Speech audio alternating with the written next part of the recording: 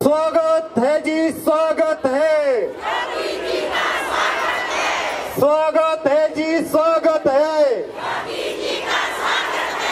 योगी जी को जय श्री राम,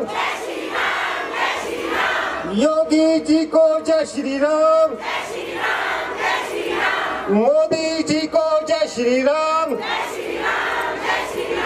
जय राम जी को जय श्री राम।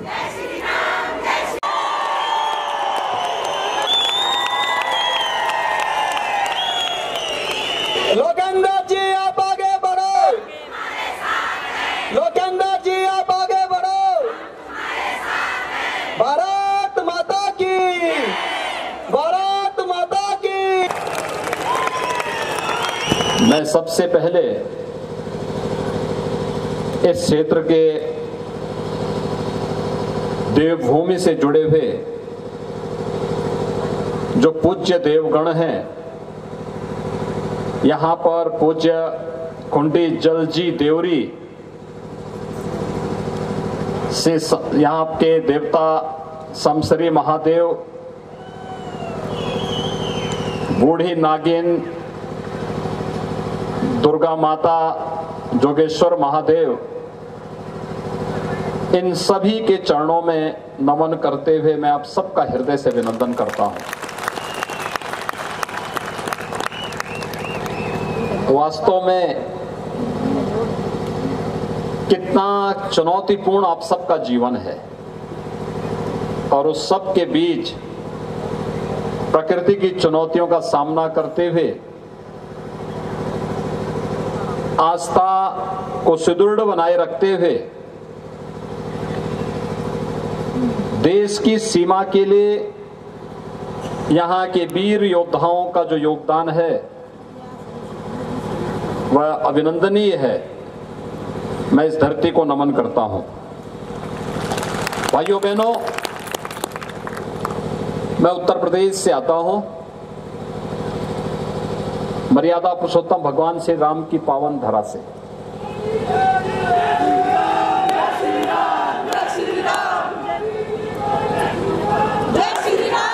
और आज हम सब जानते हैं अयोध्या में भगवान श्री राम के भव्य मंदिर के निर्माण का कार्य 55% पूरा हो चुका है और अगले वर्ष के अंत तक मंदिर का निर्माण पूरा हो जाएगा। दुनिया का सबसे बड़ा मंदिर होगा जो भगवान राम का मंदिर अयोध्या में बनेगा। सबसे भव्य मंदिर होगा और श्री राम मंदिर के लिए आप सबकी भावनाएं भी जुड़ी हुई हैं और इसके लिए भी मैं आप सबको अभिनंदन भी करता हूं और अयोध्या आगमन के लिए आपकी प्रतीक्षा भी करता हूं कि आप अयोध्या पधारें, अयोध्या में प्रभु राम की जन्मभूमि का दर्शन करें।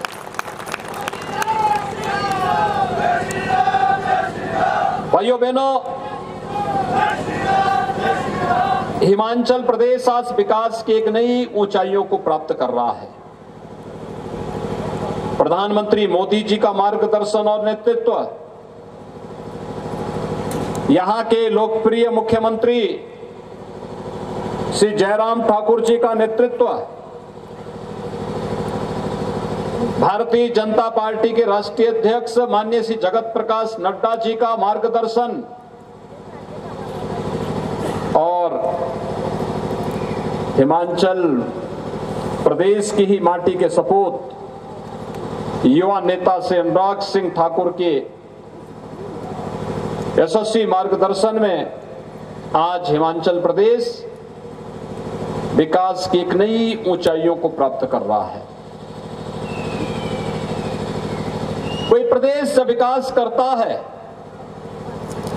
तो उस प्रदेश के हर नागरिक के जीवन में भी खुशहाली की एक आस जगती है।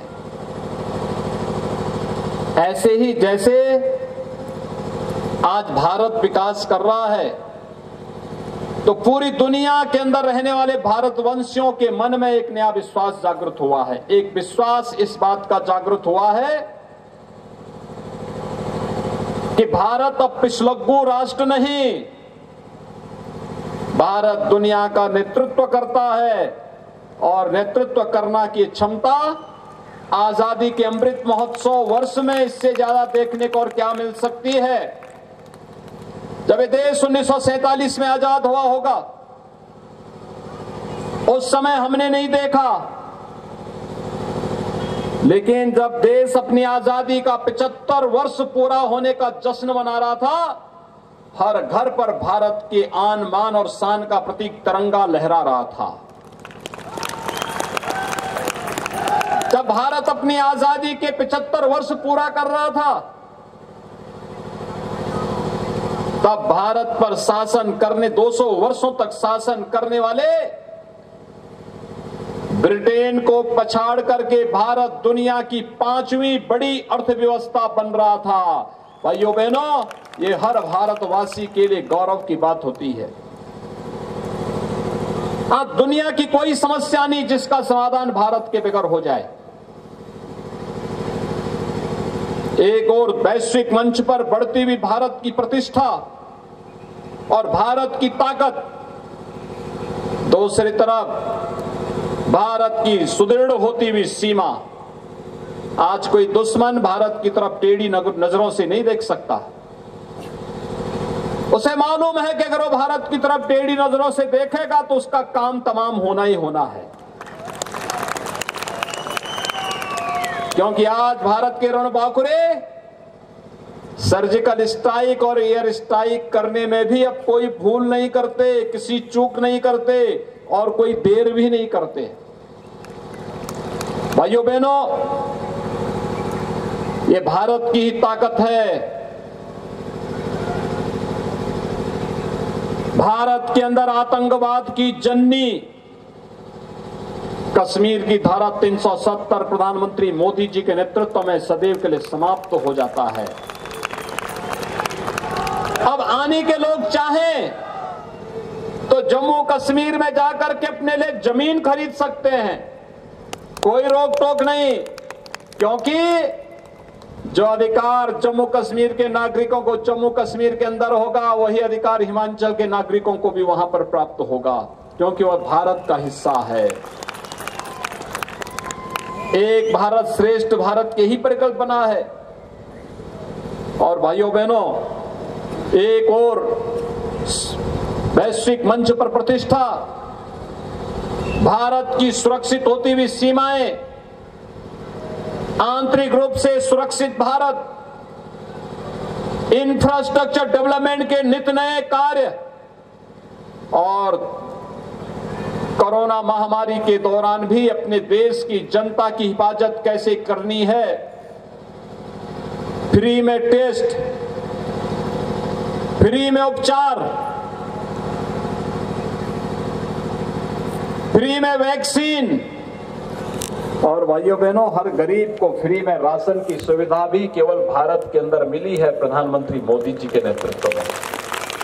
ये डबल इंजन सरकार की ताकत है। दोनों सरकारें मिलकर के जब कार्य की तो परिणाम सामने आया। मैं पूछना चाहता हूं आपसे, क्या कांग्रेस की सरकार होती तो क्या ये फ्री में राशन की सुविधा का लाभ कोरोना कालखंड में मिल पाता? फ्री में वैक्सीन मिल पाता? फ्री में उपचार का लाभ मिल पाता? कांग्रेस होती तो क्या कश्मीर से धारा 370 समाप्त होती? और कांग्रेस होती तो क्या अयोध्या में भगवान राम का मंदिर बन पाता? भाइयों बहनों, जब कांग्रेस कुछ भी नहीं कर सकती है तो उसको वोट देके हम अपना वोट खराब क्यों करना चाहते हैं?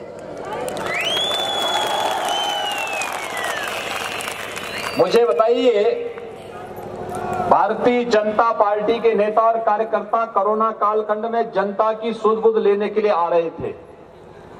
क्या कांग्रेस का भी कोई नेता आ रहा था क्या?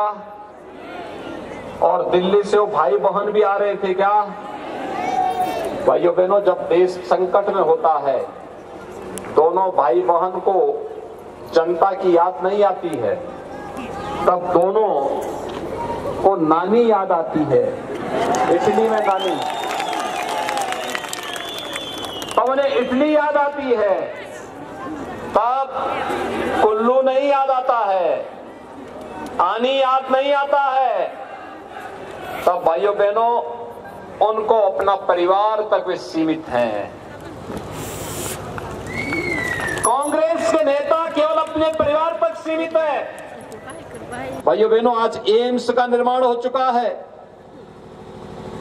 Indian institute of management IIM की स्थापना हो चुकी है, हर जिले में मेडिकल कॉलेज का निर्माण कार्य युद्ध स्तर पर चल रहा है, बड़े डैम बन रहे हैं, हाइड्रो पावर का कार्य भी यहां तेजी के साथ चल रहा है, उद्योग लग रहे हैं। और यही नहीं, हर गरीब को 5 लाख रुपए की स्वास्थ्य बीमा का कवर आयुष्मान भारत और हिम केयर के नाम पर भारतीय जनता पार्टी की डबल इंजन सरकार ने दिया है। वृद्धजनों को वृद्धावस्था पेंशन और उसकी सीमा को 80 से घटा करके 60 साल करने का काम भी डबल इंजन सरकार ने किया है।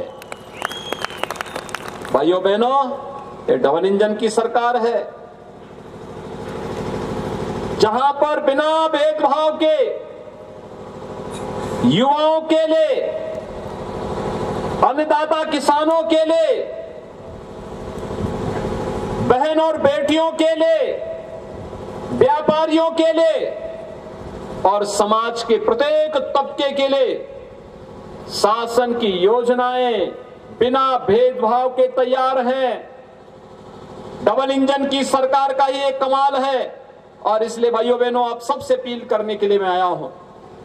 मैं तो आपका अभिनंदन करूंगा कि भारत के इतने दुर्गम क्षेत्र में रह करके प्रकृति की चुनौतियों को झेलते हुए भी आप लोग लोकतंत्र के इस उत्साह में सहभागी बने हैं। आप सबका मैं हृदय से अभिनंदन करता हूं और आप सबसे अपील करता हूं कि भाइयों बहनों, भारतीय जनता पार्टी ने से लोकेंद्र कुमार को, जो सचमुच एक फक्कड़ कार्यकर्ता है, जिसको केवल समाज सेवा के लिए ही जिसने अपने आप को समर्पित किया है, उसे अपना प्रत्याशी बनाया है। और इसीलिए आप सबसे अपील करने के लिए आया हूं। डबल इंजन की सरकार बननी चाहिए ना? बननी चाहिए। पूरे हिमाचल में लहर है। मैं अब तक 11 सभा हिमाचल प्रदेश में कर चुका हूं और मैं कह सकता हूं, हर एक जनपद में मैं लगभग गया हूं और मैं कह सकता हूं कि हिमाचल प्रदेश में जो लहर, उसको देखते हुए भारतीय जनता पार्टी की डबल इंजन सरकार के लिए जनता के मन में अपार उत्साह है। इस उत्साह को वोट में बदलना है। आप तैयार हैं? 12 नवंबर को जब मतदान होंगे तो आपका चुनाव, कमल चुनाव चिन्ह के लिए आप सब तैयार होंगे? भाइयों बहनों, चुनाव के दौरान एक कठिनाई होती है। हर व्यक्ति की अपेक्षा होती है कि प्रत्याशी हमारे घर में आए। चुनाव का पीरियड मात्र 14 दिन का होता है। 14 दिन में हर घर तक पहुंचना प्रत्याशी के लिए कठिन होता है। क्या आप सभी लोकेंद्र कुमार बनकर के घर घर जाएंगे? सभी लोग जाएंगे? सभी लोग सहमत हैं? मैं आप से ये अपील करूंगा कि हर व्यक्ति लोकेंद्र कुमार बनकर के घर घर में जाकर के कमल चुनाव चिन्ह के लिए समर्थन मांगे और 12 नवंबर को हर बूथ पर केवल कमल कमल कमल ही नजर आना चाहिए। सहमत हैं? सभी लोग सहमत हैं? दोनों हाथ ला करके मेरे साथ बोलेंगे। दोनों हाथ ला करके, जहां तक मेरी आवाज जा रही है, दोनों हाथ ला करके बोलेंगे, भारत माता की, भारत माता की, भारत माता की जय श्री राम, जय जय श्री राम। धन्यवाद, धन्यवाद, धन्यवाद, धन्यवाद। अभी तक योगी जी गए नहीं है, नारे लगातार उनके धन्यवाद, धन्यवाद, धन्यवाद। योगी जी को जय श्री राम, योगी जी को जय श्री राम। हमारा नेता कैसा है? हमारा नेता कैसा है? योगी जी को जय श्री राम, बोलो जय श्री राम।